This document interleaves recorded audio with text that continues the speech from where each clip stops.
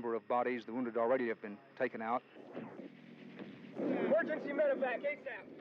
People don't understand how deeply patriotic my dad is. My dad is old school, to the bone, patriotic. Right? I mean, just hitting us over the head with my dad, Dan Rather, so patriotic, very religious and deeply patriotic. All right, when you have to go to this excess to try to claim tremendous patriotism, right, there must be some deep wounding criticism that you're trying to cover up against. I didn't go with any agenda. I had no agenda while I was there. He may not have had a conscious agenda, but what journalists most want is the respect and admiration and good opinion of their peers, just as what professors most want, accountants most want, dentists most want is the acclaim of their peers. And to get the acclaim of your peers as a journalist, you have to produce narratives, generally speaking, that conform with the liberal left Enlightenment perspective. Except to put on American television screens the war as it was.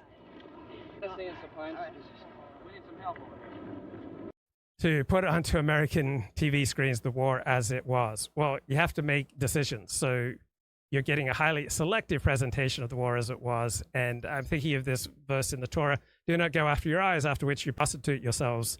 And as Dennis Prager notes, the eye is the most superficial organ.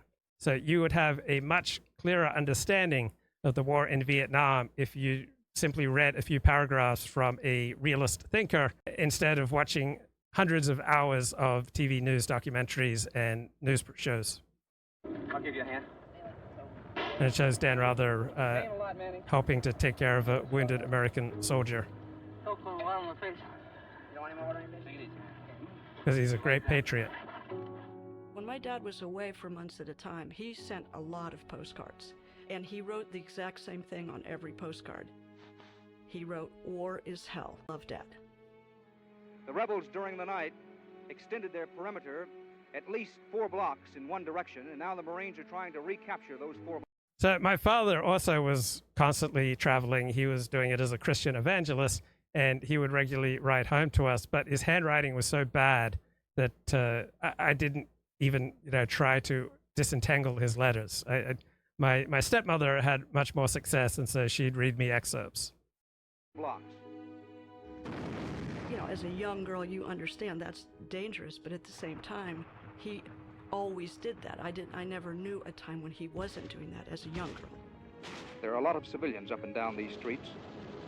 In the distance, someone is screaming in Vietnamese, "My father is wounded." A grenade came through an open window.